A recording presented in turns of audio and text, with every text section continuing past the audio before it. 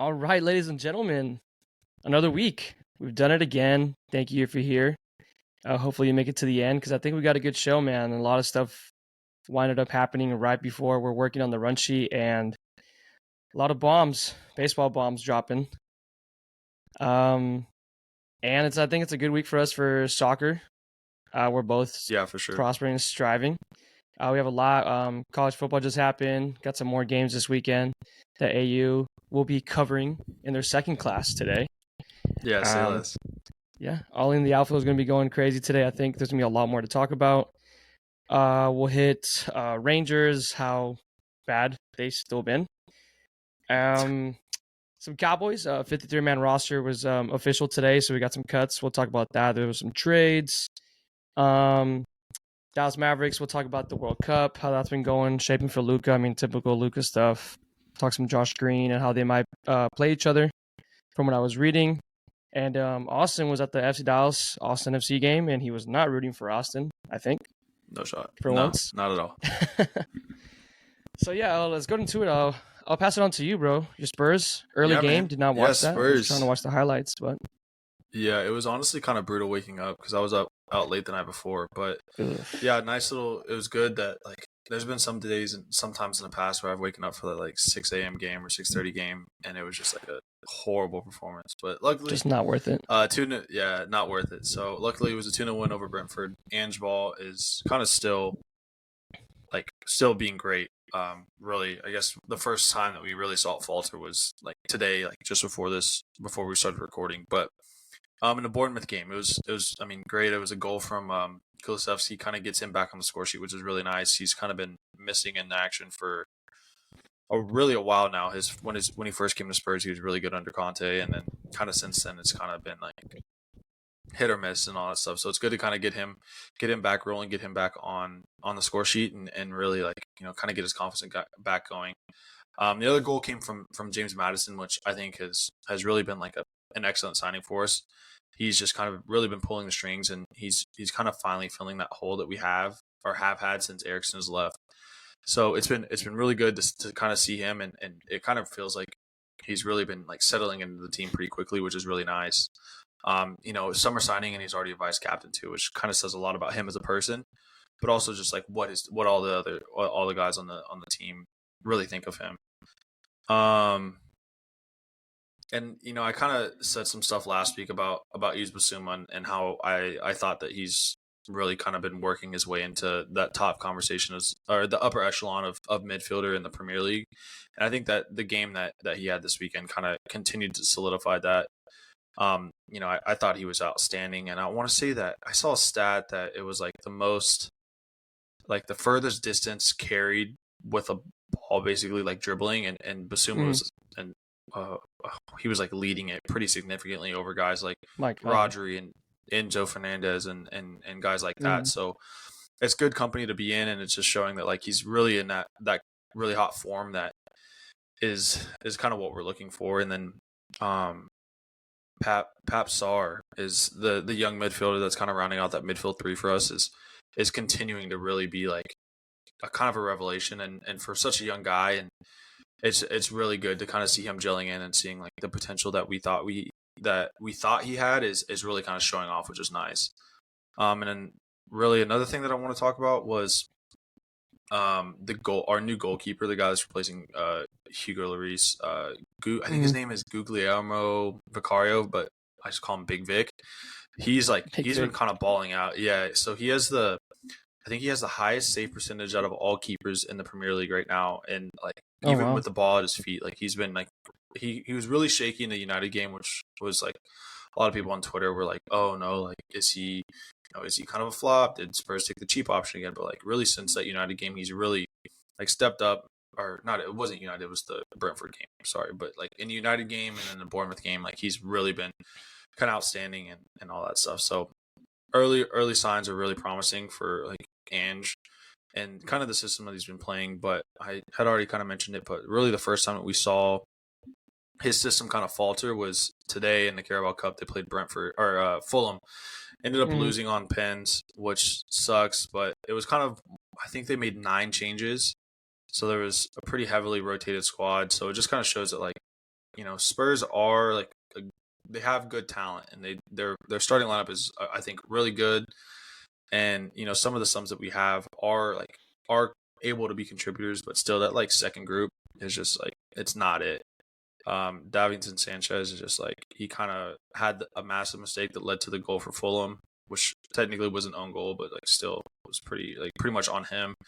And then he was the one guy that missed a penalty that was pretty poorly taken. So oh god, it sucks for him because I'm sure he's a nice cat, but it's just it's not gonna help him to become a fan favorite. And then kind of the last thing I have is that I know I've been talking about Richarlison, and is he going to get going? And he finally scored today, which is good. So who knows? Maybe he can kind of parlay that into better form over the weekend, and kind of hope that takes off in the Premier League. But looking forward, I think we got a nice match against. I don't remember who we play this weekend, but we'll see how it goes. So. Yeah, no, I saw. Like I said, I was watching a little bit of the highlights of that game. Obviously, Madison's gonna be Madison. Midfield was looking good. Yeah, that's facts. Richarlison looked kind of shit. I mean, I saw one highlight where he had a shot in front of goal in the first half, and he just somehow decided to. I don't know how he missed it. Basically, I know there was people in front, but I mean, if hopefully he gets his motivation going, or just confidence scoring these goals right here, even if it's FA Cup or just cup matches. Yeah. Yeah, so I think he needs it, and I think Ange is kind of saying all the right things with, backing him and saying, it's early days and he's trying to figure out, the system and stuff like that. But I don't know, man, we'll see. I mean, hopefully if he can kind of go on a run here, maybe in the next 5 games he scores 3 goals, even that, something like that is an improvement, just to kind of give him that confidence over the next, run of fixtures. That'll be really good. But yeah, man, that's kind of what I have on Spurs. I think I don't want to go too long like I have been going, but I think that it's definitely good, and the signs there are promising. So, but yeah, man, West Ham was a good. I think it's kind of leading in. West Ham. Pretty briefly, Spurs are at the top of the table, and now they're kind of overtaken by your team. Yeah, that's my team. Yeah. So we talked about it briefly. Was I think 2 weeks ago before the Chelsea game, and talking about our runner fixtures and how maybe could have been a possibility that Moyes would be on the hot seat. I didn't think he would be, but it would just be. I mean, after those fixtures, you just don't know what's going to happen, and my God, dude.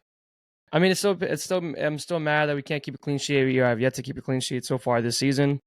Defense is shaky, obviously. I mean, the Brighton goal came in the last 15, 12 minutes. It did scare me a little bit, if I'm gonna be honest.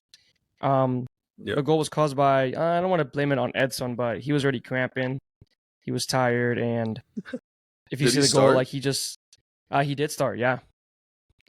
It was okay. So they were running. It was him and Souček holding, and they had Paqueta as a left mid-ish, but I think they were just rotating everyone. But then Souček ended up getting hurt. The man just goes in, balls to the wall for anything, and he just ran into the keeper, and keeper just took his ass out.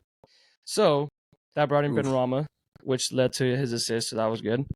But yeah, I said, Edson, clearly I know fitness was something part when he was talking about when he got there. He knew that he wasn't at the highest level like it should be, and it showed. I was they were asking for it. I think Zuma was like, bro, get this motherfucker off the pitch. He's tired. He can't play. And the goal, if you see it, he commits super easily to a shot outside the box, a fake shot. He just commits hard and he looks tired, takes a shot, and then just goes to 3 or 4 people, which I think that Areola did not deserve to get scored on. He had a massive game for West Ham, definitely one of his best games, I think, and showing why he should be starting over Fabianski, clearly. And for only 8 mil to make it purchase for him, for sure, it was a steal. Yeah, permanent deal for only 8 million for Areola, showing it off. So he had a great game, and Moyes' ball was just everyone was committed to the counter. And I mean, it's not going to work every time. You're going to have those opportunities, but we just decided to capitalize on every single shot on target we had. Yeah, because that's what I love. Was this the game that I saw that there was almost 85% possession, and you guys were up? I think it was 2 or 3-0. Yeah, that's unbelievable. That's a lot of time behind the ball, which Yeah, I think it was just That's so discipline, bro. crazy. Everybody knew what they were supposed to do. Everybody was doing. Zuma had a really good game too. I think our Cappy. He was just Yeah, and everywhere, just I think defending everything.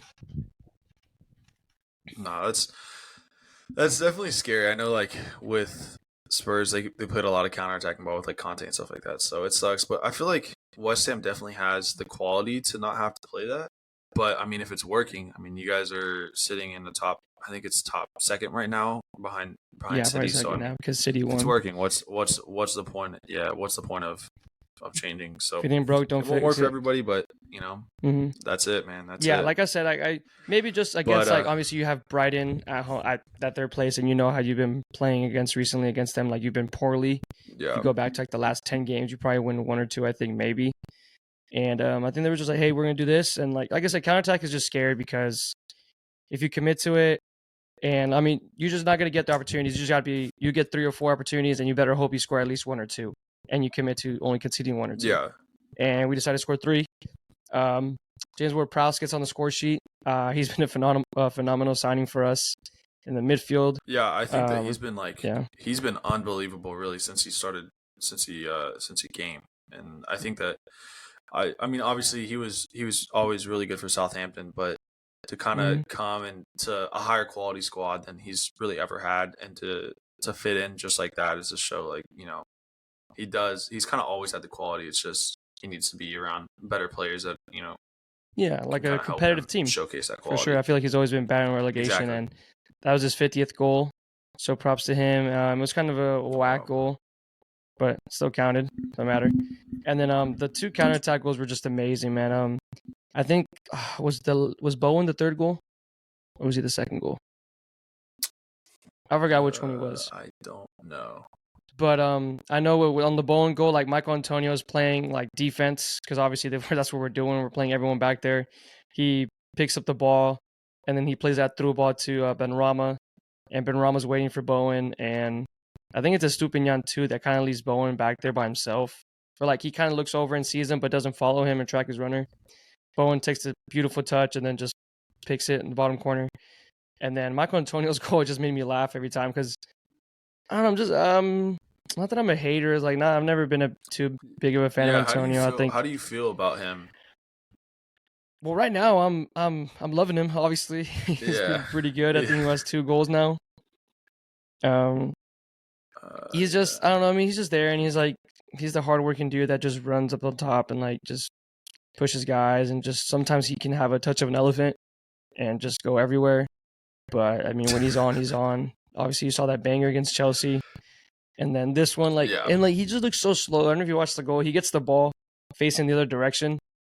Body feints one way, goes the other way, and it looks so slow. I don't know how he was able to get And through it's that. just like it just somehow works. Gets through, and he slots it bottom corner. Beautiful finish. So right now, obviously, I'm loving him. And then he's been backing himself up after talking shit to Richarlison, or Richarlison thought he was Yeah, talking I shit to mean, him. yeah, it's kind. Yeah, I mean, I guess it's kind of like it's kind of proving him right, Right, so which he's backing it up. He's like, I'm over here it's like celebrating goals that it's like count, unlike you, bro. that count. Yeah. The bad Yeah. thing is Richarlison hasn't even had an offsides goal this year. I don't think he's just hasn't even put anything anywhere close on frame until today. Yeah. So So hopefully that's kind of done with. yeah. And then West Ham officially gets a signing of Kudus, right? Kudus Yeah, that's from gonna be Ajax. Yeah, so unreal. you're Like repping the I jersey, think, yeah. yeah, I think that you guys kind of like it took a while to start spending money, but I think the money that you guys have spent this year has been like It's been really paying good off at least purchases, so and I far, think that yeah. that's gonna be I don't know why something we that's waited gonna so long though. That's yeah. what kind of So pissed me off. I was like, dude, like we're going into the league like with little to no signings. Like what are we doing here? yeah, And then well, yeah, just get them up to Moyes ball and kind of get it going, and I think that I think you guys are gonna be all right this year. I'm curious to see that. Curious to see how you guys do in in Europa this year. I guess is that the too, draw yeah. for that is this week, right?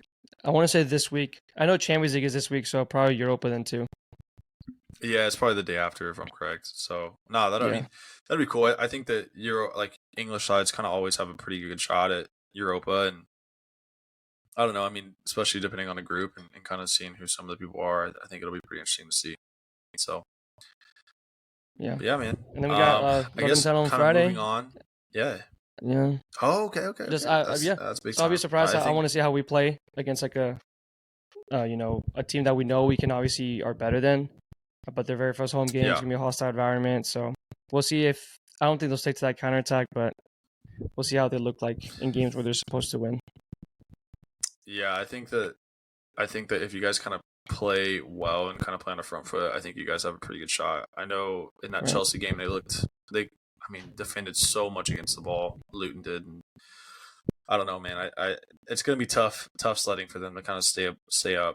I know that there are some teams that are pretty good shots at getting relegated, and I don't want to be the one that just assumes that Luton's going to get relegated because of who they are, but they're in for a tough season if they don't, No, for score sure. some goals and play Yeah.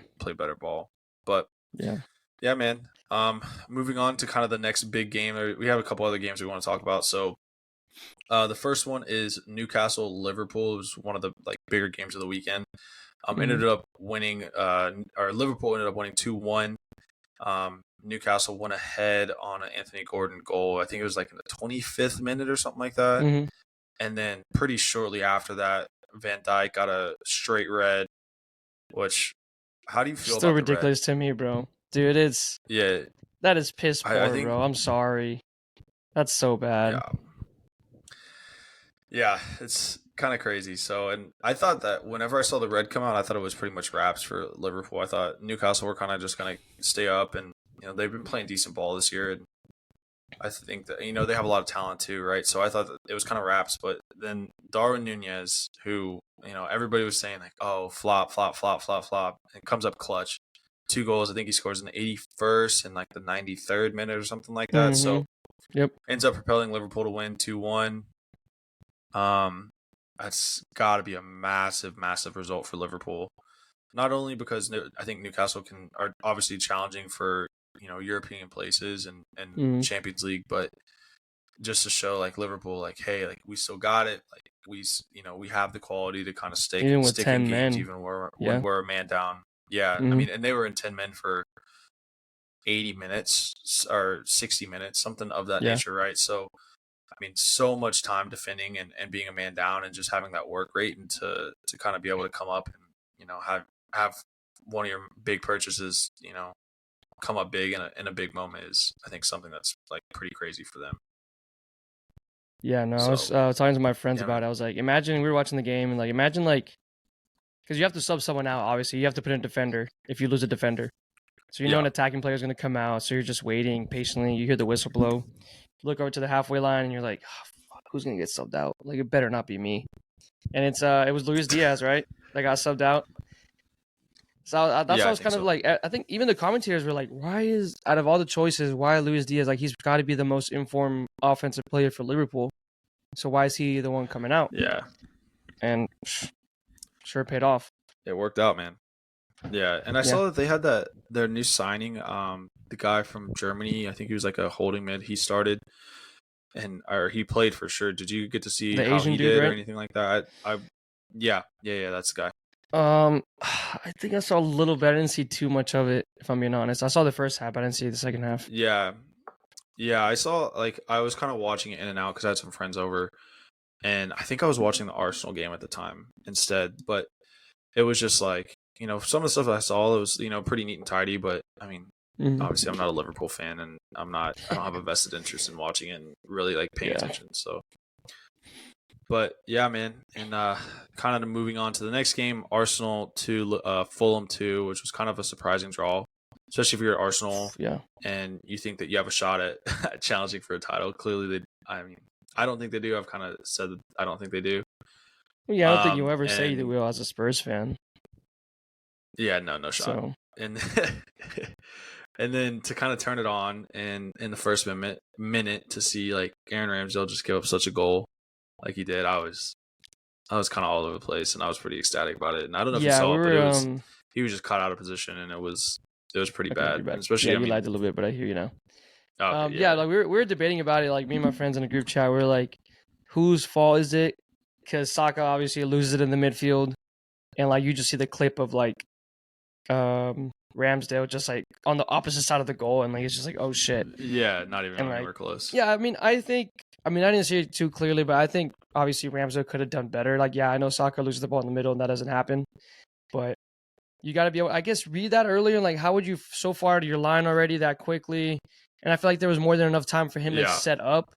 And I think he was trying to bait the cross almost like Trayvon Diggs. He was just trying to like bite the route, and he got cooked on it. So He just got cooked on it. Yeah. So yeah. definitely not a good start for Arsenal. They end up coming back, and Saka scores a pin, and then Eddie Nketiah scores pretty much right after that to go up 2-1, and which I kind of feel was a long time coming because I think they were kind of on the front foot for most of that game. And then, credit to Fulham, who like they just kind of kept fighting, and Palhinha ends up scoring a goal in the 87th minute to equalize, which I thought was a pretty well taken goal, and kind of shows that Fulham are a pretty decent team, and kind of evidenced by the fact that they just beat Spurs today in the cup, and Yeah. I think they're a good team with a lot of quality in them, and I want to say I think their coach ends up getting sent off in the game because he wasn't managing the game today because he was up in the stands, and I'm pretty sure it was because he got a red or something of that nature. So yeah, so definitely kind of a wild result, and it was pretty much up until the end of the game. It was back and forth, and there was a lot of action going on, which was something that was pretty impressive. But and then the last game of the weekend that we want to talk about is United Forest. Kind of United have big like comeback hit nature there. After the 4th minute, they were down 2-0. So the team in Forest that's like a lot of people were saying could be relegation contenders. And to kind of come back and to win 3-2 again is a pretty impressive result. Kind of shows the resolve that they have. Do you have any takeaways from that game? I didn't have a chance to watch that game because I was watching the Arsenal game at the same time. So just to kind of see, I was keeping up with the scoreline at the same time because I have some friends that are Forest fans, and so. Did you have friends that are Forest fans? Yeah, they're Greek, and their owner is a Greek guy that owns Olympiacos. Okay, there you go. Okay, that so makes it's sense. the same guy. So he claims he's a Spurs fan, but really he's more of a Forest fan than anything. God. Okay. Yeah. Well, no, yeah, I was bouncing between that game too, but I remember the night before, me and my friends were looking at like the odds for these games, and obviously like Fulham was one of them. Like Fulham was like I think plus 650, and Nottingham I think was like plus like in the thousands, like six. I think it was 1,500 or some crazy number. Obviously at Old Trafford, and we're like, oh, dude, it's easily like, why would we pick against that? Like, it's got to be Arsenal and Man U. And then obviously it was like I woke up and I was like, dude, it's already 2-0 Nottingham. But like, knowing Man U, you can go back to so long ago. Like when I watched more Man U games specifically because of Chicharito, like they were just coming back from 2-0 like nothing. It was nothing for them. Like they would just do it all the time. It was like clockwork.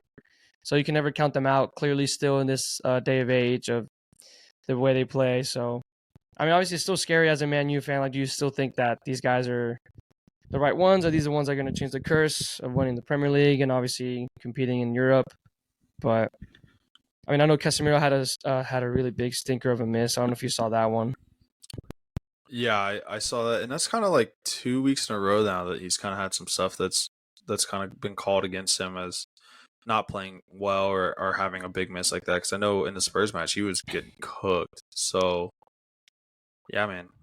I mean, maybe just bad age, man. Age is getting to him, bro. Yeah, especially in the Premier League, physical league, a lot of running. Yeah, that's why I love seeing people that dominate like in other leagues coming to the Premier League and just see if I feel like this is the real test, really. Like nothing like obviously everything you do over there is cool. Like I respect it and everything, but I was like, bring it. I was like, if you want to bring it to Premier League, like when I knew Neymar was linked to Man U, I was like, oh yeah, bring him here. I want to see how he does it in this physical aspect. There was no shot he would succeed, and I think and he said, no. I was like, I'm gonna go to Saudi. He's gonna get the bag anyway, so good for him. But yeah, I guess that's cool. You got anything else in Prem? That's pretty much it. No, I mean it's kind of picking up. I think we have 1 or 2 more games left, and we're on an international break, so we'll be able to kind of have a little bit, take a break off, a little bit of break. Yeah, so yeah, international break, I think bro. the U.S. plays. I don't mind it. I definitely like right now. It's not going to be super important. Yeah, a lot of the best soccer's gone, and like I think I like watching it whenever there's like important matches going on. But like the U.S. is playing Uzbekistan and Oman, and I think Mexico's playing Australia and Australia at AT&T, I I think think too. Uzbekistan.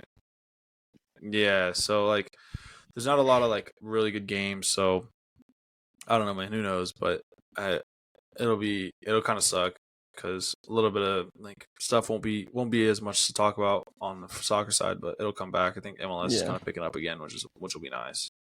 obviously, yeah, So yeah, without man, that's all I for the got. Messi tournament. Yeah, I All know. right, So, but all right, yeah, bro. little, you ready for a little Ollie in the outfield? Get it rolling. Let's do it, bro. Get your gloves, bro. Get your mitts out, bro. It's time to catch some stuff. Catch up on some stuff. Okay, ready? All right. So, how much would you be willing to pay to go to any MLB stadium and stay the night? I feel like it's got to be like, I think probably like $1,000 is probably the most I would go. And that's like actually anything like you're getting like unlimited food, unlimited drink. Like I think that's worth it, and it's a pretty good shout. It's cool. I think it's like a Yeah, unique thing to do, and if you can like for have a lot sure. of people there, I think it's worth it. Yeah. So if you want to do it, Marlins AA team, the Pensacola Wahoos. Man, I love minor league team names, bro. It's awesome. I love it. They're unbelievable. It's so good, so good. I Have you love seen it. some of their like promotional nights too? Like the Oh minor league yeah, promotional nights are the best, yeah. the Like there best. has that the Houston team has But anyway, they have the Whataburger night and like they wear like the honey uh, butter chicken biscuit yeah. uniforms. But yeah, so No, you're good. Marlins AA team, Pensacola Wahoos, listed their stadium on Airbnb for $5K a night, approximately, Interesting. and And so you get you the whole have deal. access.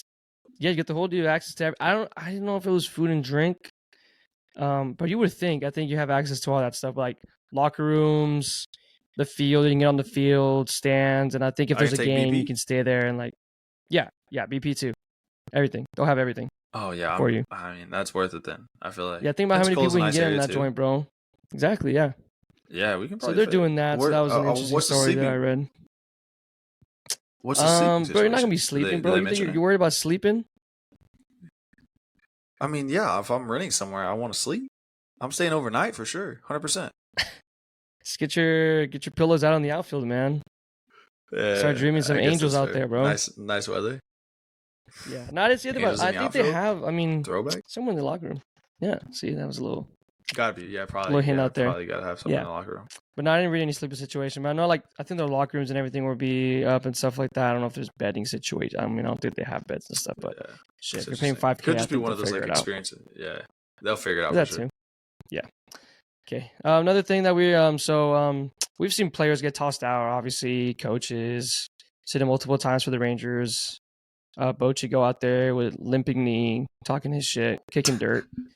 Um, and in this certain case, in what kind of game was it? It was in a really weird game. In the Frontier League game between the Tri-City Valley Cats and the New York Boulders, the first base umpire was thrown out by his home plate umpire. So yeah, How does that work? tables have turned. So allegedly, it got kind of feisty between the player, man, and player. I guess obviously wins in this case because the umpire. You see the camera of the umpire just walking away from the field. It's pretty funny. But supposedly, what happened is that the opposing team, I forgot what team was which, but was complaining or saying that the other team was cheating, and they all have tablets in their locker or in their bench that they're allowed to have. Yeah. And they said, hey, they're cheating. They're tipping pitches or whatever. They're whatever. So the umpire goes, hey, you're gonna have to take that out. And they're like, they start complaining. They're like, no, why am I gonna do that? Like, we're allowed to have these. Like, we're not cheating. Blah blah blah.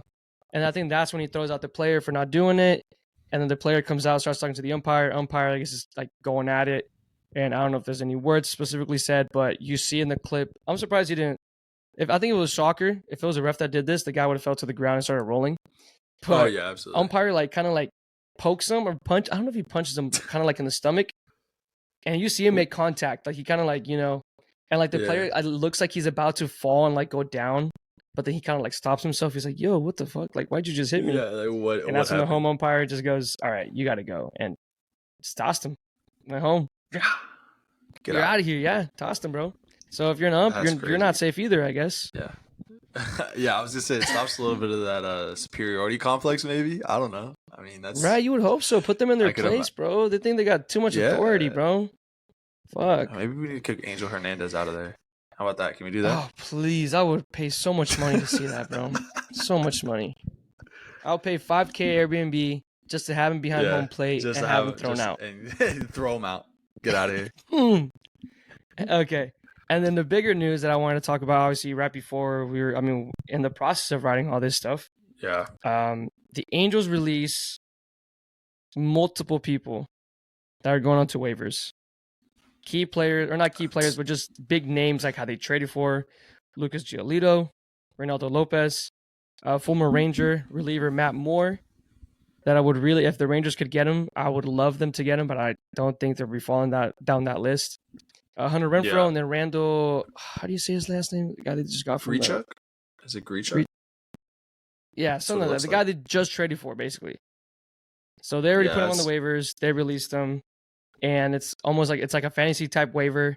So whoever has the worst winning percentage gets first dibs, and they will process on Thursdays, from what I'm understanding. So that's so crazy, and like the fact that they're literally just losing that money too, and I think they kind of screwed themselves, right? With like there was so much talk around them trading Ohtani at the deadline, and then to just sit there and like, you know what, like we're just gonna punt the rest of the year. Like Ohtani like has a torn UCL, he's not pitching the rest of the year.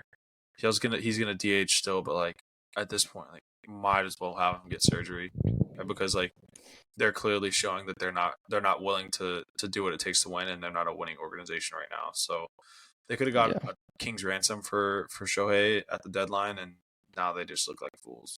And I don't see any world that Ohtani's resigning. No, for sure. There's no way. All the guys that they said they were going big for, that they were a winning team for, just threw them out. They go say, okay, yeah, you guys are. Yeah, I mean, for a salary dump. And then same thing with like just thinking of like shutting people down. Like Mike Trout was on the IL, quote unquote, 10 days. It was way more than 10 days, and then comes back and then goes right back to the IL. So that's Mike Trout's situation, and I'm saying the same thing. I was like, dude, if you have Ohtani hurt, just shut him down. But I'm like, I think they can't really afford to do that because who are you gonna go watch now? If you're the Angels, if you're an Angel fan, nobody. Not a soul. Who are you gonna go watch? Their draft pick that is starting. How about that guy? I don't remember his name. Or was it Noah Chanu or whatever? Yeah, that guy. Maybe he brings no shot, bro. I'm paying money to watch them, bro. I doubt it. I mean, I still think you should stop watching games and giving money to this franchise. And just like, this is ridiculous, absolutely. Bro. You have two generational talents, and you weren't able to do anything with them. Anything. Not a soul. I think it just shows you how hard baseball, or just like how good of a team you need to have. And two familiar like all-stars won't even do the job for you. It's a full team effort. You need all 9 guys, offense, definitely need pitching. We know that as a fact. As a Rangers fan, you need pitching to win games. We'll get to that eventually.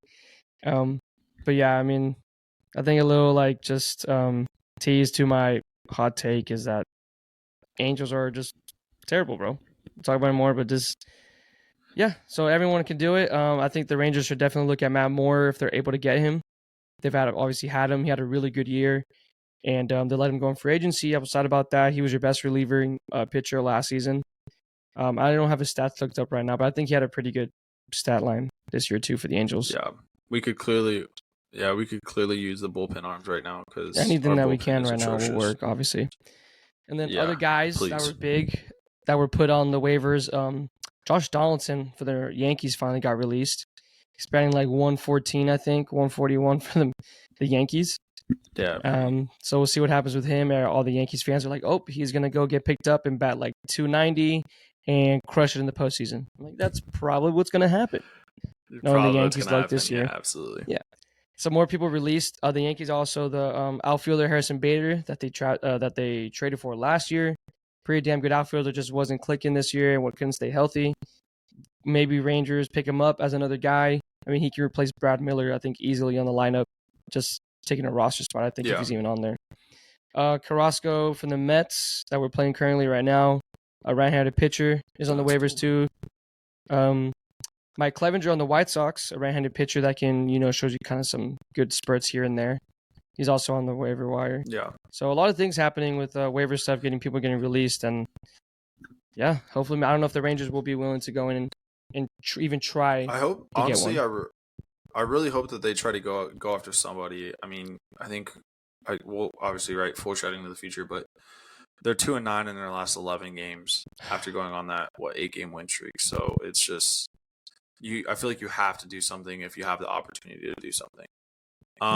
Kind of going into the waiver wire too. I don't know if you saw this, but Noah Syndergaard was waived by the Guardians, and he had a deleted tweet that was like, "Good thing I didn't like Cleveland anyway," or something of that nature.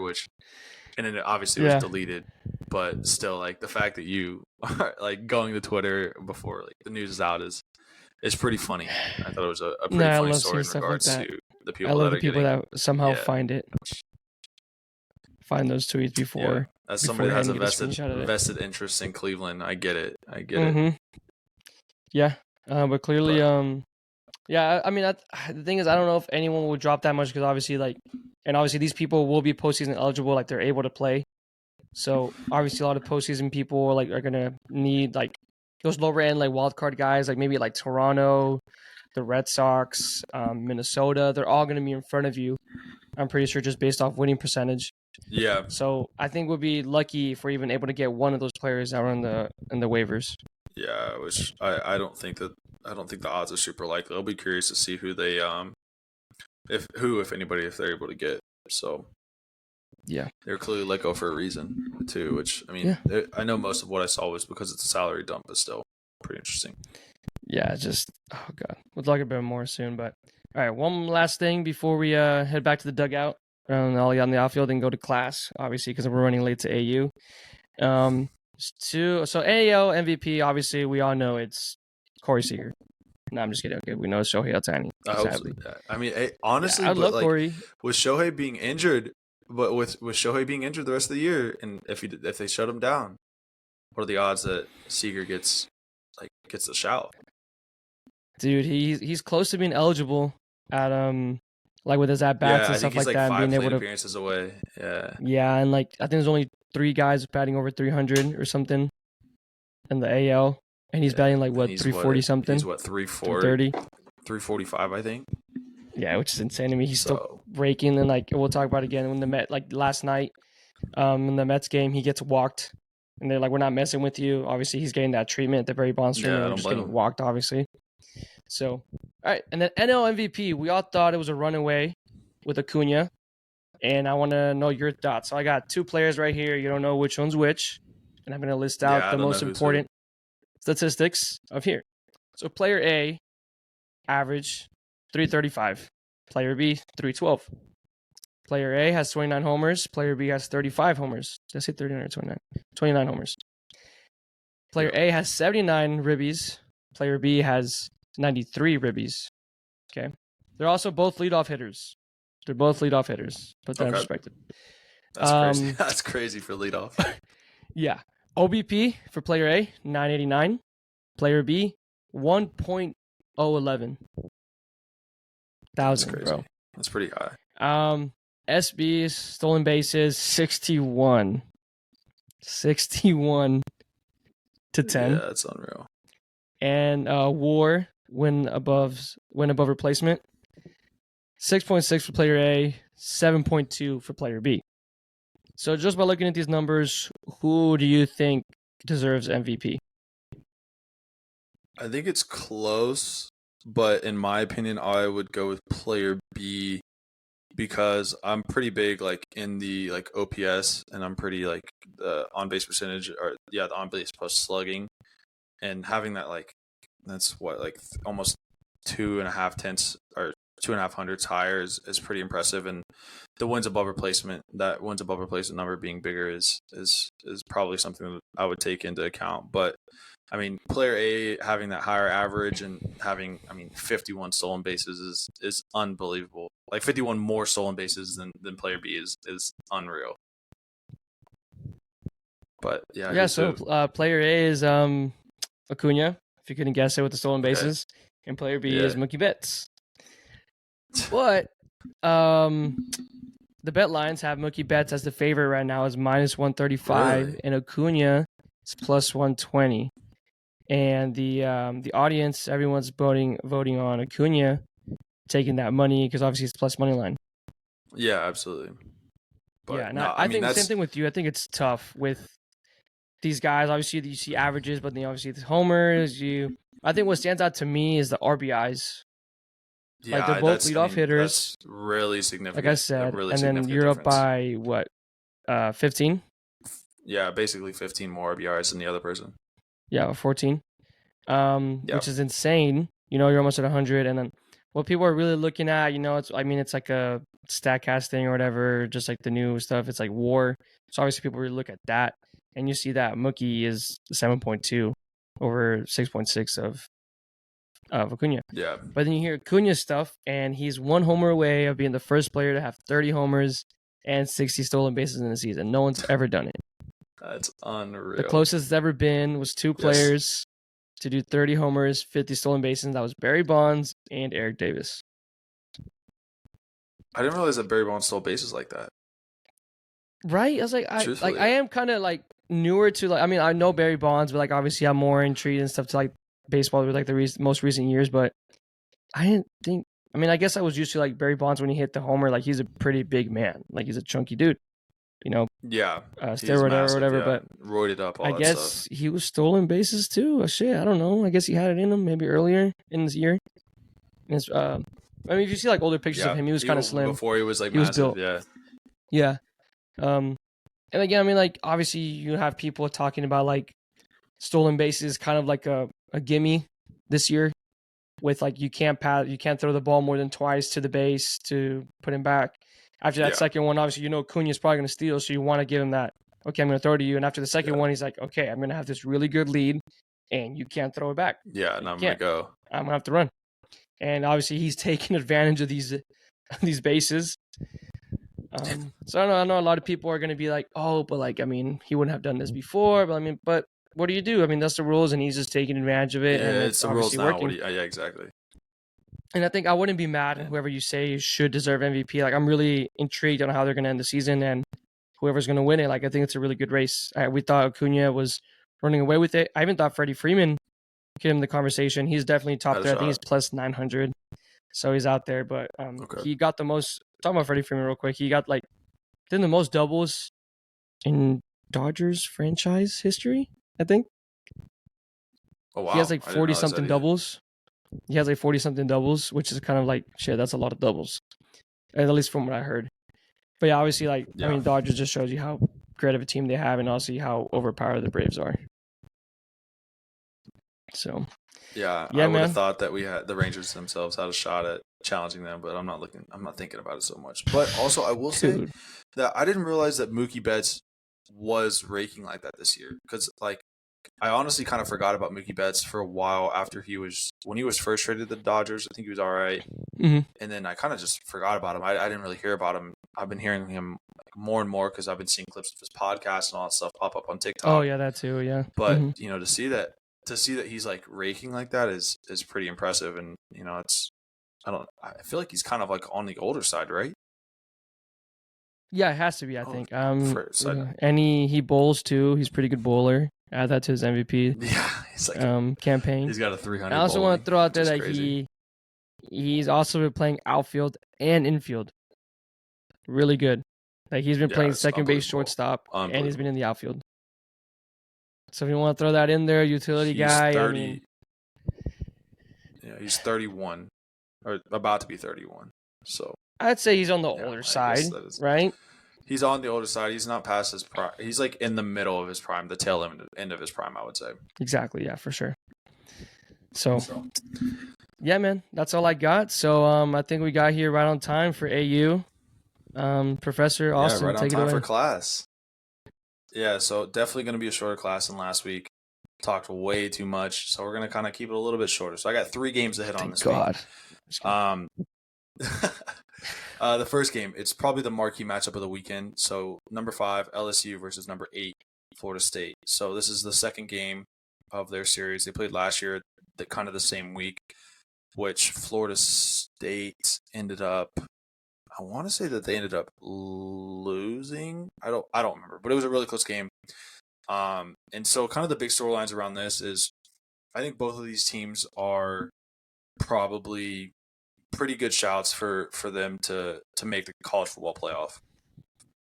They both have really good quarterbacks. In the LSU has Jaden Daniels, and Florida State has Jordan Travis. So they're both returning quarterbacks that are studs, have played really good ball and played really good ball last year. So kind of the stuff that I'm looking forward to and watching this game. This game is on Sunday. We don't have NFL this week, so this game's on Sunday night. I'm kind of looking forward to see that like LSU and Florida State to kind of see like this is an early game that sets your resume apart, and especially with like you see so many projections having both of these teams. LSU win the SEC, Florida State make a run and win the ACC, and both of them make the college football playoff. I think that we want to see like who sets themselves apart. I think it's going to be a close game. The spread is LSU favored by 2.5. And I think I said it last week, but I would probably lean LSU. I think they have a deeper team. I think they have a better defense than Florida State does. And I think that, they're going to be a really good team this year. So if I were you, obviously in the state of Texas, we can't legally bet. So I would take the LSU minus 2.5, but that's just me. Jaden Daniels, probably he was a transfer from Arizona State last year to LSU too. So I think that he could kind of see that same kind of arc as Joe Burrow did when he transferred from Ohio State to LSU, where in that first season he was kind of mediocre, adjusting to the system, adjusting to the SEC, and then having that opportunity to really take off. Jaden Daniels is the leading returning rusher for LSU at quarterback. So dual threat kind of guy.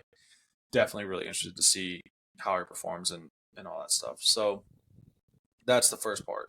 Second point, North Carolina versus South Carolina. Border war.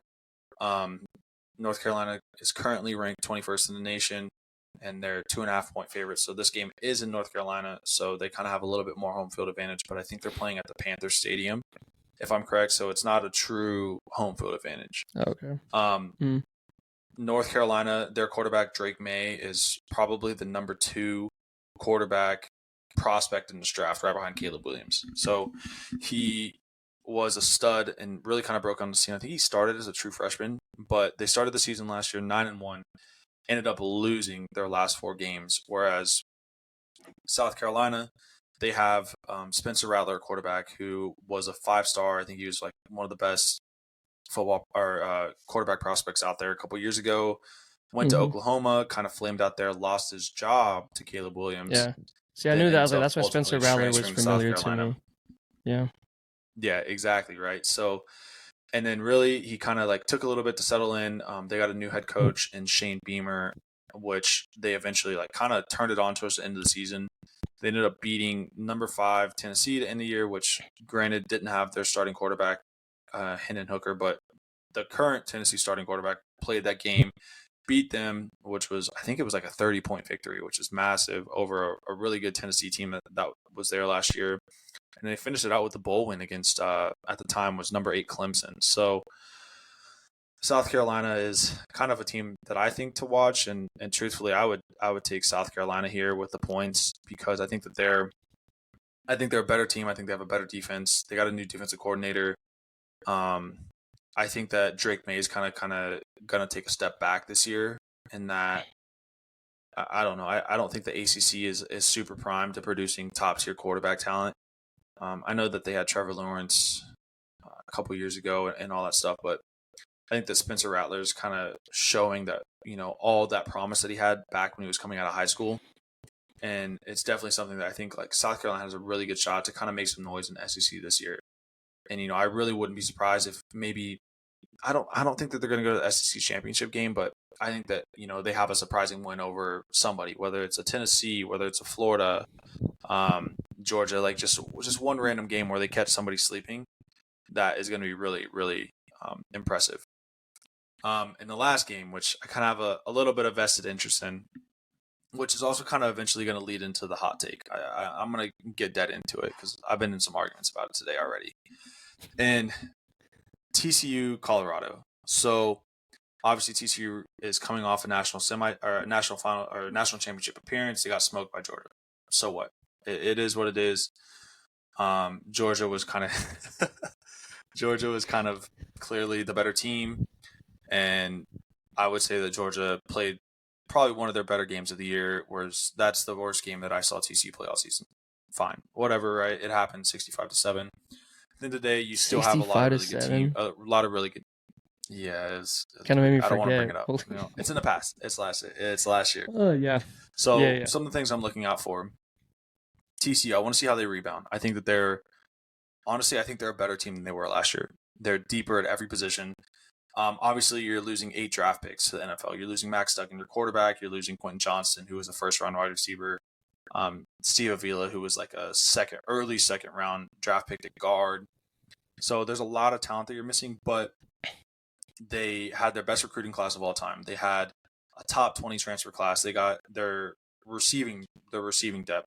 They have transfers from Alabama, Ole Miss, Arkansas, Minnesota, Oklahoma State. Like, they have LSU. They have guys. Like, they have talent.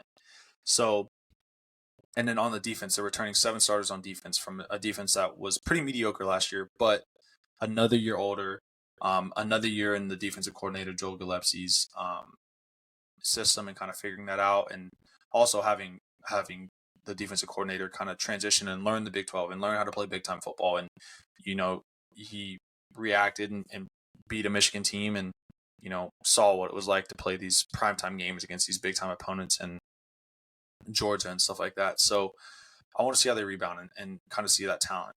The other thing that obviously is like the big talking point, this is Fox's big noon kickoff, is Deion Sanders' first game coaching Colorado.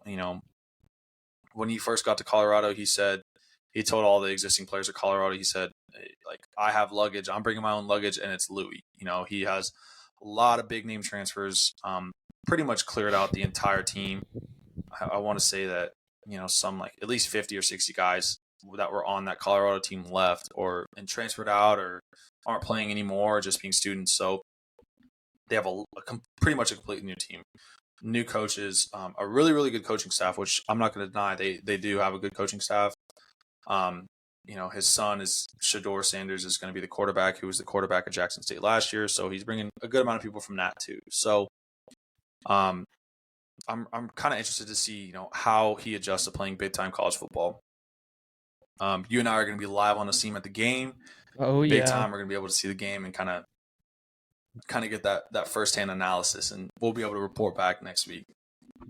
But yeah, I'm excited, man. It's be my first college game. Yeah, go ahead. I went to a UNT game, but pumped. That don't count. It's your first big time college game, so it's gonna be pretty sweet. It's gonna be a good time.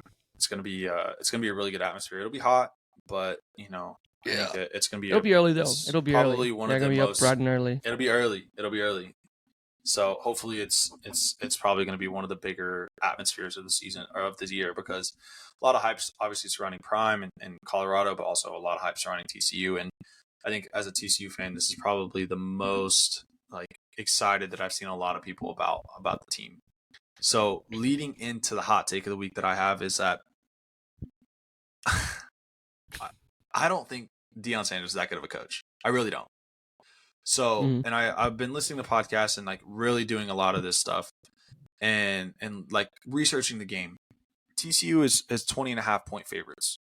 But when you see that, I want to say that they have multiple 5-stars on Colorado, versus TCU, their highest ever recruit is a high 4-star that, Prime brought in all these people. But if you look at his coaching career, he coached at he coached 2 high schools where they were private schools. They were small private schools, didn't play any significant competition, and he had, I want to say it was 12 Division I athletes on his team playing these small high schools that are private schools that aren't playing big time football. So in high school when he was coaching, he always had a significant talent advantage. Obviously was successful, but yeah, significant talent advantage. Moves on eventually to Jackson State, becomes the Jackson State head coach. There, significant talent advantage pretty much every game that he was in. He played one Division I game, or played against one like FBS Division I opponent against University of Louisiana Monroe, lost that game 12-7. Then whenever he got to the Celebration Bowl, which is like the national championship for HBCUs, he lost both games. And that was the first time in the Jackson State year, aside from the Louisiana Monroe game, that his team played against another team that was of equal or comparable talent and lost and was outcoached in both those games. So where I'm saying is that I don't know if he's a good coach is that he's never had to play and had to coach in a game where his team was at a significant talent disadvantage. And that's why, like, there's obviously a lot of hype around him as a coach and as him as like prime time. And, he talks this big game and, he brings in all these flashy recruits and all this stuff. But like, does he know how to coach a big time college football program? In what world has he ever proved it? He hasn't. He's never coached at a big time program where he has equal talent and every single week is going to be a dogfight. I think that, they have the talent. And I mean, this was a 1-11 team last year.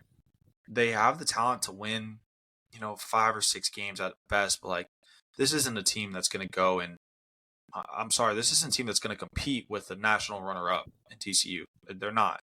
Whether they got dog walked or anything, I don't think it. And I don't think that it's going to be a 20-point TCU win. I don't. I think it'll be a close enough game, especially in the first half. I think the first half is going to be pretty tight because TCU doesn't know what to expect. I think that's the biggest thing that Colorado has as an advantage for them. There's no film on them.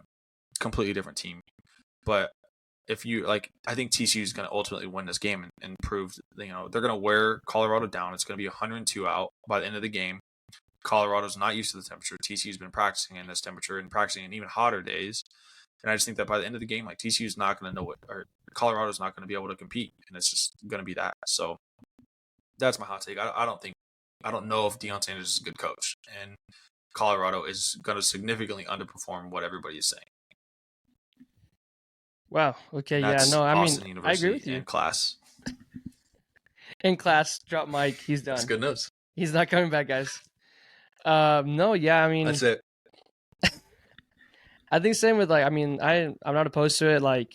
We've seen multiple coaches try to be players, and players that have been able to be obviously you could say one of the best to ever do it in their position, stuff like that. And yeah, clearly some people can be coaches and maybe they try to coach the way they learned or how they've been. I know he's I don't want to sound like a pussy or say that he's kind of hard on his players, but I've seen clips of him what socks are you wearing? Why are you wearing those socks? Get the fuck out of my gym or some shit like that. And I'm just yeah.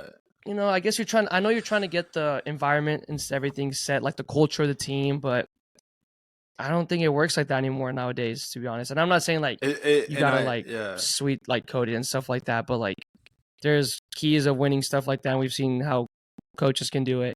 And I just don't think that's the way it's going to work. Yeah, and I think that another big thing that you kind of see this with high performing athletes and high performing people in general is that they don't know, some people are just born great. They're just born with this natural God-given talent and this natural God-given ability. And I think Prime is one of those people. And so whenever he runs into somebody maybe doesn't have that God-given talent and God-given ability, he may know the game really well and he knows the X's and O's, but if he doesn't know how to communicate that to somebody to perform and do what he needs them to do as a player and as from a coach's standpoint needs to do what to do, I don't know if he has that ability, and he hasn't shown that without a significant talent advantage. He doesn't, you know what I mean? He just hasn't shown that. And obviously, I'm more than willing to eat crow eventually by the end of the season. I obviously don't want to do it this weekend, and I don't want this to be next week's jinx of the week. But still, I don't know, man. I think he has a lot to show from a head coach, especially as a head coach in big time Division I athletics. Yeah, no, I think it's gonna be a really big test for him, and it's gonna be exciting to watch. Absolutely. And obviously everyone's gonna be tuning in, and they're gonna have all these people and all this donation money for Colorado and all this stuff. And like you said, you'd think you'd give them 4 or 5 wins, and it made me look up what their over under total wins were. And what do you think their over under is? It's probably 4.5. I think it's right about 4.5. It's 3.5 in this article. Fox Sports. Yeah. I mean, like 3.5 I said, wins. they were a 1-11 team this year, last Yeah, I year. see that they won one game I mean, last year. yeah, and the bad thing about it is you're not really able to, like, you can't project them. I mean, they have just such a significant roster turnover and a completely different coaching staff, completely different strength staff, like all this stuff. And so I don't know. I mean, I want to say it was in the Saints and Broncos like preseason game. Like Aaron Andrews was talking about the game, and she's like, Prime wanted me to mention that everybody's gonna be rocking up and sunglasses, and we're gonna have brand new white uniforms with a ridiculous amount of gold that you've never seen before. Like just stuff like that makes me like, all right, like I get it. Like you're a hype machine, and that's what he's been capitalizing on ever since he's been a coach. And he's really he's a great recruiter because he has that ability to hype everything up. But I'm waiting for him to show as a coach, and can you take all this talent? Can you compete against equal talent that needs to be developed? Because if high school players that were 5 stars were able to go directly to the NFL, that would be happening. But obviously in college, like you see so many 5 stars flame out because you need to be developed. You need to like be turning from like a child, an 18-year-old kid, to a 23-year-old like adult man. And like I understand that he has that capability to do so, and he's did it himself, but like can he inflict that, and can he show that to other people? I don't know. Yeah, no, I agree. And I guess we'll just have to wait. Time will tell for that. Time will tell. So, all right. So my hot take of the week, it's gonna be pretty sweet and short. Might not even be too crazy of a hot take going into today, but the Angels franchise is worse than the Oakland A's franchise, I think. Really? Yeah, Angels are more poverty than the Oakland A's. Yeah, I think that makes sense. When you waste 2 talents like that, and like the waste you of put talent. everything, yeah, the waste of talent, and then you can even say all the guys that fucking Oakland has traded, bro. Sean Murphy, Matt Olson, Matt Chapman, Marcus Semien, Jonah Heim. I could go on, bro. And I still think the Angels are more poverty than those guys. It's sad. And I think because Oakland knows that they're poverty. Angel in general don't want to be poverty, but damn well are poverty. So they're not doing anything, and at least the A's have been like drafting well and drafting, having guys that are currently showing they've produced their some good guys, right? was correct. They do better somewhere else, but it's okay. So, but at least they know that they're going to be sold and going to Vegas soon, so maybe that'll change it for them. So yeah, that's my hot take, bro. Well, cool. Yeah, and then kind of looping back in the last segment, Jinx of the week. Did we jinx anything really last week? I was gonna say you talked about who was the Brighton midfielder. Oh yes, I did. Okay, yeah. I was like, if you can count that one, you can. God. And CISO or something like that. Yeah. That 19-year-old Brighton midfielder. I think literally like the day after we recorded, I was like bigging him up on like, oh, he's a great talent. He's been performing well. And then the day after we recorded, he like is significantly hurt for an extended period of time. So, and you know what? I was bigging up Brighton in general and a lot of their players, and just for them to get cooked by West Ham, I think that's you make it seem like it's a bad thing, bro. Like it should be a pleasure for them to be cooked by us. Like what? Yeah, man, I don't know. I guess so. Not a big one this week, but hopefully, brother, I may not show up next week if TCU loses. I was gonna say, so do you think they cover the 20.5? 20.5? I personally wouldn't bet it. I think it's a big spread. I think Colorado's a massive unknown. If let's say like the first half spread was like TCU was favored by 7, I would probably take Colorado with the points. Really, if it was Colorado plus like 10.5, I'd probably hammer that first half for sure. because I think that the first half TCU's gonna they're not gonna really know, they have a game plan and they're not gonna know what are we gonna see, what formations are we gonna see, Yeah. who's gonna be playing for them. Mhm. They're not gonna know. They'll be able to make those adjustments at halftime and kind of grow into the game. And I think it's gonna take a little bit, but I think I would probably say that they eventually do cover. But personally, I wouldn't bet that. I would just I have a pretty strict stance of not betting on teams that I actively support because I think it's a massive jinx. But yeah, At least you know, man. That's how I see it. Yeah, that's how I see it. But yeah, man. That's kind of it for the segments. Want to get in a little bit of Rangers baseball? Yeah, let's do Probably it. not, right? I mean, no, I don't want to, but we'll keep it short and sweet. We still suck. Rangers go 2-9. They're currently playing right now. It did get worse. You couldn't think it'd get worse, and it get worse. Let's quick check. This is being recorded on Tuesday, the second game against the Mets, and my app tells me that we are 0-0. Okay. I guess good pitching duel. Heaney and it's only a matter of time. Right?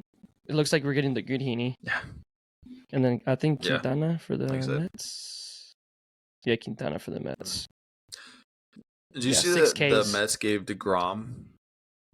Yeah, for Heaney, right? That's pretty impressive. Did you see that the Mets gave DeGrom a welcome back kind of thing? Like a tribute video, basically. Scherzer.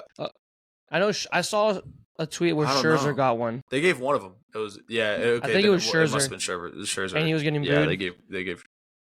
Yeah. That's crazy to me. He played with you for what? It was a pretty significant time. The Mets really? He was there for a while. Oh yeah, you're right. So. You're right. Yeah. Because right? Because he was there for a while and then he went back. Did he have 2 stints with the Mets? Yeah. Oh yeah, it was Nationals and then he went to the Dodgers. Oh, okay. Mets. So he was only with the Mets. He was only with the Mets for a season and a half. That's what I thought. Yeah, that's what I thought. So I guess that's. Was it DeGrom? Was it DeGrom then? Because DeGrom was definitely there for a long time. DeGrom was there for a while, right? Yeah, I think that was. I want to say he was there the whole time. Yeah, so I don't know. The bullpen's bad. The bats are bad. There's really not. It's pretty gloom and doom right now for a Rangers fan. It sucks because if they lost the lead, they lost the division lead. They lost the division lead to the hot Mariners, and they're playing Oakland right now, so that's not fun. I think we have a big 4-game series in the season. I think we have 2 series against the Mariners in the season. So our last 10 games, it goes Mariners, Houston, Mariners. Okay, so we got a shot. We got a shot to win the division. We just gotta get hot. We gotta get hot again. You gotta be optimistic. Stop being pessimistic. No, I've told you. I've been down here with the Rangers this whole time. Especially now, I'm even more down here. So, yeah. My hot take isn't so hot. I guess it was just an obvious take. So I guess I have to find a new one. I'll give y'all 2 next week. I was kind of hoping that you were I was hoping that you would reverse jinx it, but we can't even jinx something correctly. So maybe we jinx the jinx. We are terrible. But yeah, you see, Leclerc, they interviewed him after the game yesterday because he ended up closing out the game. And they said, "Hey, did you know you were going to close the game out?" He said, "Nah, I did not know I was the closer today. Just kind of threw me up there and said, hey, you're up in the 9th because Chapman had pitched twice. Will Smith had pitched. The bullpen was fucked from Sunday. Probably don't want Will. Yeah, we probably don't want Will Smith pitching right now anyway. Exactly. And Leclerc has shown really good spurts. And then we can talk about Jonathan Hernandez real quick. Jonathan gets called up because he had a pretty good month of August in AAA. And then he decides and walk. I think he had 3 walks? 3 walks, and he walks in he walks in the bases loaded for them to walk it off on Sunday. And if you see the game, he's praying to the heavens, like Bob Costas said. He comes out after he just walked it off. He literally walked it off for Minnesota, and he goes praying it up to the heavens for some past relative. If you ever heard that Bob Costas message or that audio, is so funny. Yeah. And then he got optioned down the next day. The next day, we got Spencer Otto. Who was it? I think we got Glenn Otto. Yeah, Glenn Otto. And I think it was more so of you suck, and also because we desperately needed a bullpen arm. Because you saw Martin Perez come out yesterday for 2 innings in a role that that you want to hold it. It wasn't just like, oh, we're up by a lot. or we're losing by a lot, but no, we need you to keep it here for at least 2 innings. And he did a damn good job. And Leclerc comes in, and I think he did pretty well and closed it out. So, no, that's big time. Maybe start something new. Yeah, I mean, if we can win, I don't know. I mean, if we could win this series right here against the Mets, and then maybe parlay that. You got Minnesota again. Against the Twins. Yeah, you got Minnesota again. That just you can do that fucking cooked you.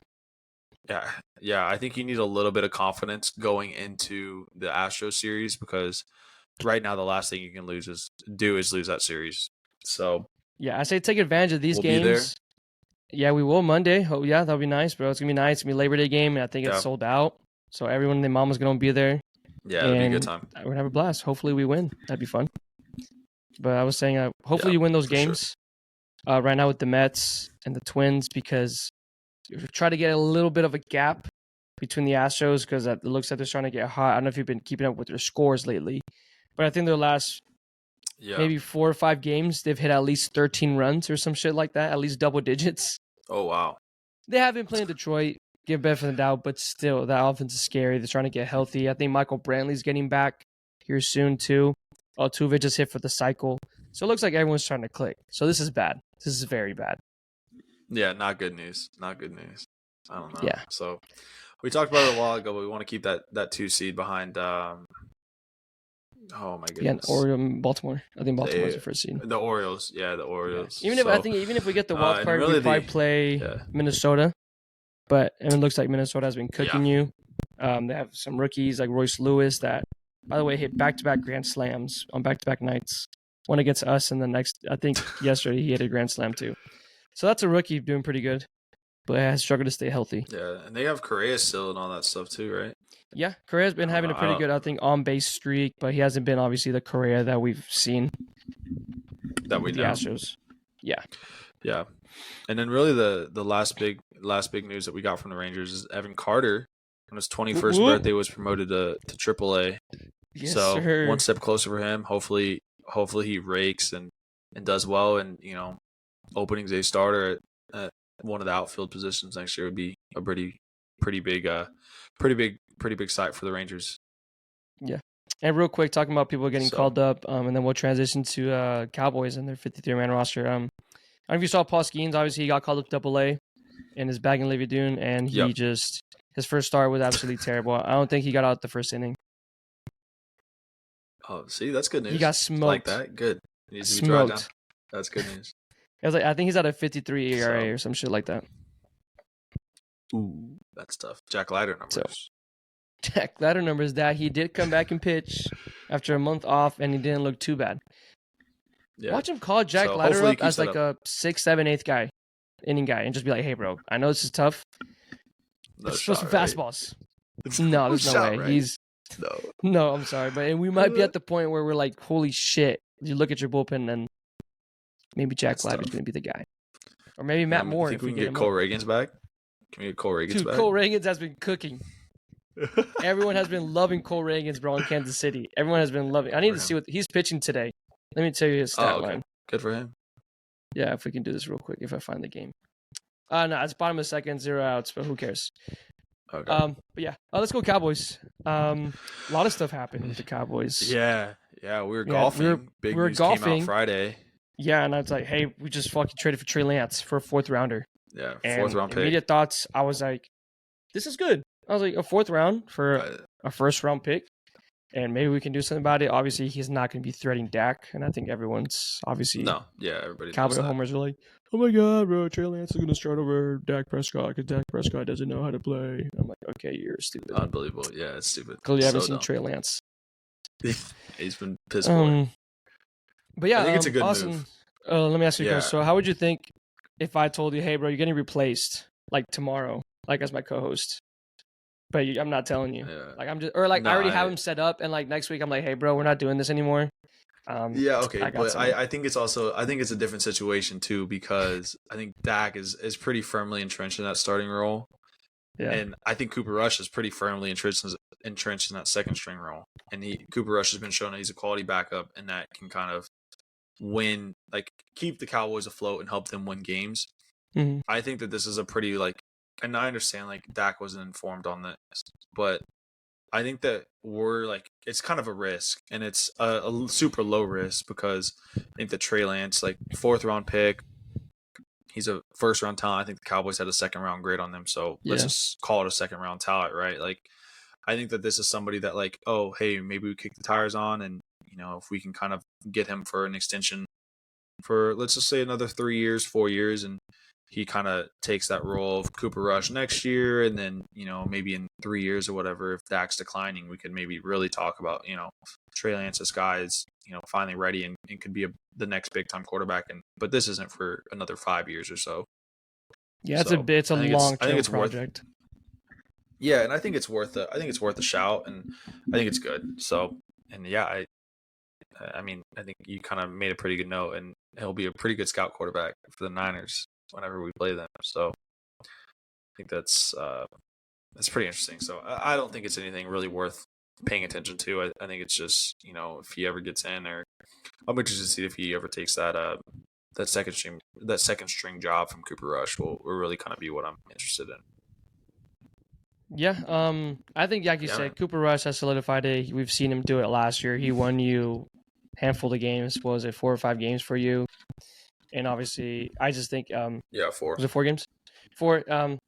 He's just the guy that does the job for you, not doing too much. He's just your typical guy. Will make the throws that he needs to, and I'd be willing to hopefully maybe like see if maybe you throw him in some plays, get him in like some like walkout formation, just having him run the ball, option plays, goal line, gut stuff. Like, because I don't want to say you want to throw him out there and like, hey, if he gets hurt, he gets hurt. Because obviously they're scared to run with Dak. We've seen it, which I think he should be able to run. He's a big dude. He did it at Mississippi State, and I think you should just let him loose. But I get it. It's your guy. You're paying for him, and you don't want him to get hurt again. And it looks like he's made of glass as of right now.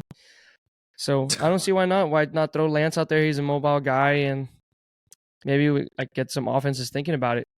And also just use him as a practice player. He's probably going to be just like a scout quarterback. Whenever we play the Eagles, he's just going to imitate Hurts, and hopefully he does a good job about it and helps us succeed in practice. Absolutely, yeah. I think it's a good low risk, high reward kind of gamble, which it's for us. I know we talked about it a little bit last week, but we don't really see Jerry Jones make like splashes like this. And I don't even want to say it's a splash, but I think it's a good trade and a good decision by Jerry and Stephen Jones. Yeah, and I think we should clip that because I don't think I'll ever say that about Stephen and Jerry Jones. So no, I think they did pretty well. Like I said, it wasn't too much. And I don't know if you saw like our few like 4th rounders that we picked. I think Dalton Schultz. I don't know what was another big name that we had. Dak was one of them. Oh, obviously Dak, yeah. Jake Ferguson was another one, the tight end, who's now our starting tight end.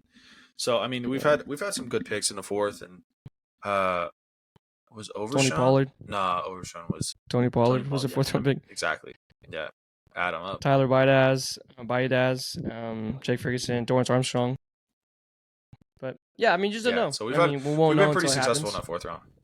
Mm-hmm. Exactly. So, yeah, and moving along, today we finally got the 53-man cuts. Some surprises. What did you see? Do you have any surprises that you were kind of shocked by that we ended up letting go? Obviously, yeah, I know you wrote down Malik Davis, so that was a big one. I think the running back that we kept, what was his name? The other one that we kept, not Deuce, obviously. Rico Dowdle. I think he really impressed people in the last preseason game, taking most reps without Deuce Vaughn. Yeah. And then we also kept Hunter Lupke, I think is how you say it. He's like a kind of like a running back, like fullback kind of mix, like the a white big dude, guy that can play. Yeah, so that'll be kind of good. Yeah, I think he performed pretty well in that last game also. So definitely interesting to see. Yeah, I was pretty shocked to see that Malik Davis was cut because I think he was RB2 coming into camp. So we'll see. It shows that Deuce Vaughn can probably contribute, and big shout out to Rico Dowdle for winning that position battle. Also, another guy that got cut. I guess I think I knew that they were kind of giving up on him, but it was Jabril Cox, LSU guy. Yeah, I was pretty shocked about that. And another linebacker. We're our depth is worrisome. Like you right here, like it's kind of tight. I think we have 3 linebackers. We have 3 linebackers. We have Van Der Esch, and that's like all I can think of off the top of my head. And Yeah, I I mean, don't know who did else they we got, list? but I I know mean, did like they list Micah as a linebacker? yeah. So and like I know that we have like Dan Quinn really doesn't play with like linebackers pretty often. I mean, we'll probably play more often than not with say like a 4-2-5 or a 4-1-6. So we'll have like 5 or 6 DBs out there. So definitely will be kind of interesting just to see how it lines up. And I mean, I think this is his third or fourth season that Dan Quinn has been here. I mean, he hasn't ever really given us a reason to doubt him. So I mean, if they think that they have the talent and the depth to do so, I think they're going to be okay. Because I mean, Dan Quinn has kind of shown over the past 3 seasons that he's one of the best defensive coordinators Yeah, in the league, just put your if faith in not the him, bro. Just best, personally. let him take over, and Yeah, just he's let showing him us that cook. the Let him guys that he cook. wants. Let him cook, and he's cooking, bro. He's cooking it up on that booth up there by himself with all those other guys. Yeah, facts. And another surprise I think is like I guess that we kept all the wide receivers that we thought were kind of on the fringe.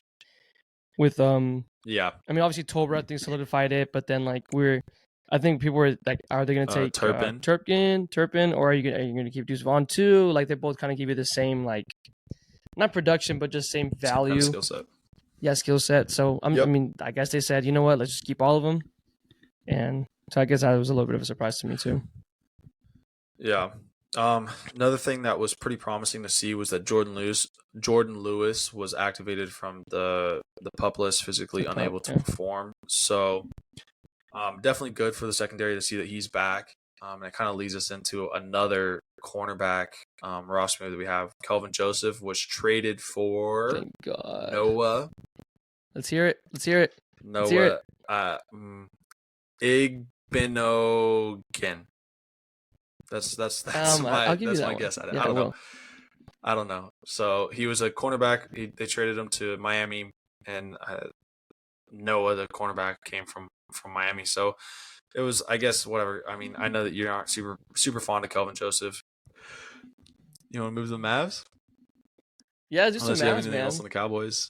I think that's about it. Yeah.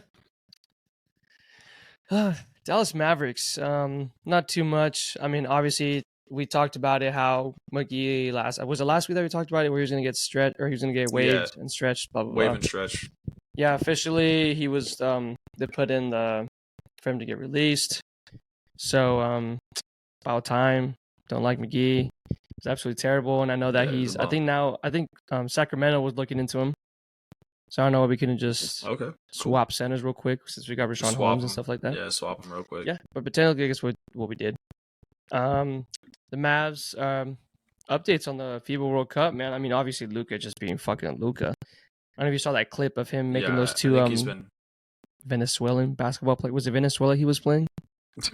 I think I don't. The Venezuelan basketball players running into each other. Look stupid. Yeah, man, he's doing it, bro. I mean, this is typical stuff. FIBA has like some.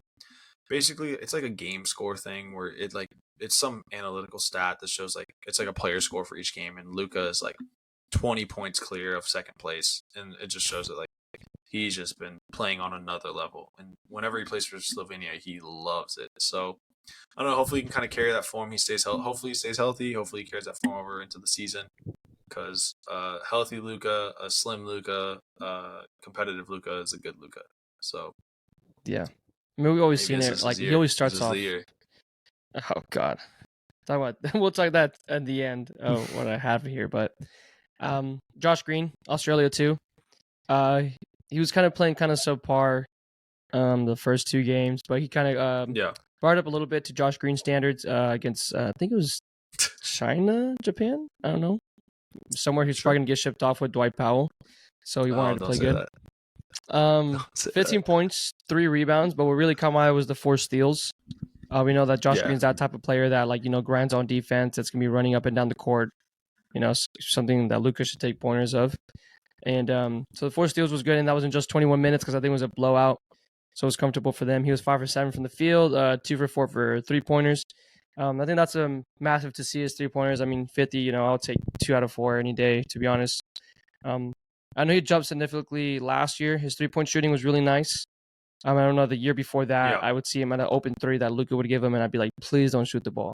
And we saw him lose his confidence, and The playoffs, we saw him when he got to the Western Conference Finals. He just couldn't do it. He was like, "Nah, like I'm gonna pass up on these shots," because he knows he just had no confidence. He showed some spurts last year again, where he was hitting some corner threes, some open threes, so that looked nice. But then towards the end, just went to shit. And hopefully, it's looking good again. I think he's been practicing with some, I forgot who it was, but some like big name players.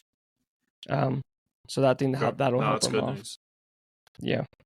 And then Sweet, just one more Yeah. thing. So I will say, whenever I think it's go I think I No, you saw go, an go. interview with him, and I was shocked. I was shocked to hear that he doesn't have an Australian accent. Oh yeah, you were swore you did. mad. The Aussie. I He was would. got the Aussie. I was like, I was completely shocked that he just sounds like a regular American guy. So I mean, shit. He went to more you know, right? what? He went to Arizona. Arizona. Yeah. So I don't know Aussie Yeah. dude, bro. He from the A. From Arizona. He's from the A. Yeah, but talking about his contract, I know he had talked about it like he wants to get signed here. What are your thoughts? Do you think we should probably sign him soon rather than later? Yeah, Hopefully he I think doesn't that make I that think jump he's a like good Jalen depth Brunson. piece. Yeah, I think he's a good depth piece. I mean, if we can get him for, let's say 4 years, 60 million, I think is probably the highest I would go for him. Probably ideal would be like 4 for 48, kind of similar to like a maxi contract. Something in the like 48 to $50 million range over 5 years or 4 years, I think is a great value. So I don't know. Yeah. I think he has a lot of promises. Like, you just said 4 steals. I think he has that like defensive presence that he could have, and kind of be a 3-and-D guy. So yeah, man, I don't know. I think that's kind of what I'm seeing, but I think anything over 60 is kind of a pretty significant overpay that I don't think I Oh would no, want for them to sure. do. Which I So hope that it wouldn't do. yeah, And then to knock it off, and then we'll go back to FC Dallas. So the ESPN released their predictions for the West. Do you want to? I'll give you a shot and see how you do for all. They did the top 10 teams, so do you want to predict all 10 Okay. starting from 1 through 10? Yeah. Okay, Who you so got I at think one, probably the Nuggets. I don't think they really lost anybody. Okay. Yep. Nuggets. Correct. Okay. 2. Memphis, maybe, No. or either Memphis or Golden State. Nope. No, I don't know. Phoenix. Yeah, I don't Phoenix know. Suns. I don't know. Phoenix Suns. Oh, okay, yeah, okay. I forgot about Phoenix. And then number 3 is Golden State. And then who do you got at 4? yeah, Lakers. No. I wouldn't put the Mavs yet. I'd probably put the Mavs at like 5. Did they put the Mavs at 4? Or they put Memphis at 4? Sacramento's at 4. Sacramento. Okay, that's understandable. And then 5 Yeah, is and then I think like Lakers. 6, 7, 8. Yeah, that sounds good. So you And got then who you got at 6? Who do you have left? I mean, you could have the Mavs, you could have Memphis, you could have Minnesota, Oklahoma City. I'd probably say Memphis over the Mavs. I don't think they're high on the Mavs. They probably have the Mavs at like 8 or 9, something stupid like that. So it goes Thunder at 7, and then Clippers at 6. Okay, yeah, that's understandable. Clippers at 6. Okay, sure. 8 is Memphis. Okay. 9 is the Dallas Are we Mavericks. below that? 9 is at Dallas That's Mavericks. crazy. And then the Minnesota Who's Timberwolves 10? at Minnesota? 10. Mm-hmm. Damn. That's crazy. Yeah, I would have never guessed. I kind of forget about all the teams that are in the West and all the depth that they have. The West is a deep conference, but I think the Mavs end up realistically at like a 4 seed. I think best case a 3 seed. I don't think we go any higher than that. My God, I think our best case is probably like a 5, and I think our worst is like a 9. Yeah, I think so too. I could I'm see us being very well honest. being in the play-in again. Yeah, for Hopefully not. center. Hopefully not. Again, we didn't even make it to the play-in last time. This guy said fair. playing again. No, That's it fair. was not playing, bro. We No, went we home. weren't even there. Yeah, we were playing to miss it. We were playing to miss it. Yeah, so that was ESPN, and to be honest, I'm not mad at it. I'm not mad. I think 9 is. I think it's fair. It's fair. Sure, Sadly, that's fair. we have no center yet. Understandable. So, yeah, I'm so excited, bro. Mavericks, yay, and Rangers, yay. Come on, we're gonna capture. Luke, Let's get some Luca and positives. Kai. Let's get some positives, bro. Talk to me Yeah, about FC Dallas, positive. bro. You're at FC this Dallas. game. FC Let's Dallas go. Come positive. on. Yeah, I was And at on the a high game. note. 1-0 win. I was there. It was extremely hot, and honestly, the first half was like super boring. I was like sitting there at halftime, and I was like, "What are we doing?" Good news is we were in the all-you-can-eat seats. So before Oh the game even yeah. started, I we know you polished fucked off that four shit up. glizzies. Yeah, There you four glizzies go. before the game even started. Had a couple pretzels, couple tecates. We were rolling, bro. Mm. And then yeah, probably about the 55th minute or so, game kind of started picking up then, and FC Dallas was kind of pretty much on the front foot.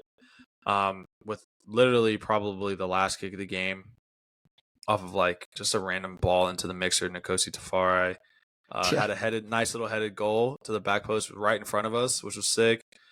Cracked my phone screen because I dropped it while I was celebrating. So it was pretty. It was just a screen protector. I was about to ask you, how crazy did you go? I Yeah, wanted just to, a like, because screen I know you protector. get passionate. So I was like, I wonder how Yeah, crazy I this just, man like, went. So I dropped- guess to yeah. breaking his screen. Yeah. So dropped the phone, was just sick. Yeah, nice little win. Makes the whole trip worth it. It was hot, very, very warm. No breeze. After the game, they had a pretty sweet little drone show with like Star Wars, which I'm not a Star Wars fan, but that was the first time I ever really saw a drone show, and I was pretty impressed. So if you see a drone show, I would highly recommend going to see it. They play like a little video and stuff like that like goes with it, so it's pretty like ooh and we got a lightsaber, which was pretty neat. So Hey, okay. yeah, man. Yeah, no, FC Dallas the always FC has Dallas. those drone shows, which is pretty cool. Yeah, so I never it was stayed a good for one. experience. So But yeah, I mean, we were there and we were like, might as well just stay and kind of see what it's about. And we got out of there right as it was ending, so we kind of missed some of that traffic, which was crucial. oh It's yeah, a super long drive back. But oh yeah, freaking yeah, man, Frisco. that's about all we got today. I mean, do you have any final thoughts, any final takeaways? You want to jinx something really quick while you're at it? Let's go good. I've been down on the Rangers, but let's say I think the Rangers win both series and win the Monday game that we go to. I like that. I think it's a good shout. It's a good shout. Yeah. If anything, it's jinx of the week, baby. Yeah. So, yeah, man. Well, that's pretty much all we got. Thank you guys so much for rocking with us. This is another episode of Austin Oli. We're gonna keep bringing content. Go look at our TikTok page. We've been posting, a couple of TikToks here and there. We're getting better at the content and kind of getting and pushing that stuff out. So, yeah, go follow us on Instagram. Go follow us on Twitter. All that stuff. But until next time, we'll see you guys. Thank you so much. It's been another episode of Austin and Oli. See you guys next time. Peace.